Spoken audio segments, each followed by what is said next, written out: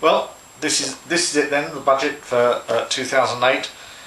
I've just come from the chamber having heard Alistair Darling present his first budget.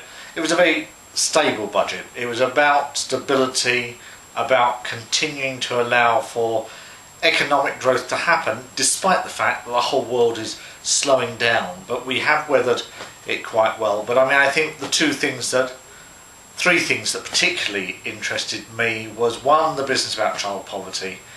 I'm delighted that we've already reduced it by 600,000, but it can't be right that we still have child poverty. We want to halve it by 2010 and eradicate it by 2020. That's big steps still to take.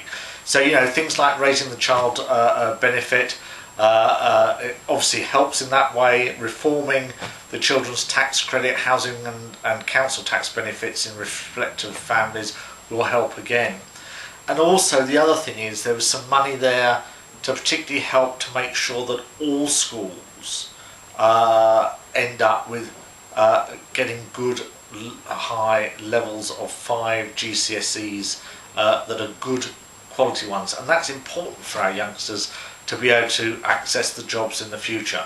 Second thing is something that we've all been saying we need to do something about. With rising energy prices, we had to do something about winter fuel allowance. I'm absolutely delighted that it's increased it from 200 to 250 for those over 60, and of course those that are over 80 will get an extra £100 going up to £400. So that was good news. And then the third thing, of course, is about tackling climate change. Absolutely essential that we continue to lead internationally on tackling climate change.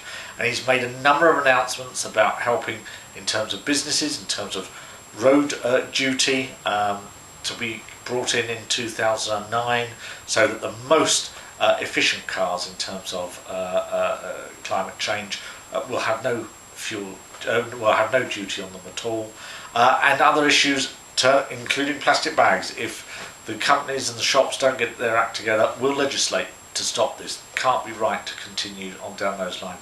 Whole raft of measures that were there, and so it was about making sure that our youngsters have the best opportunities to be able to access the future, and also it's about saving our England against rising temperatures and climate change. So it's all about our futures, which is important to each and every one of us here in Gillingham and in Rainham.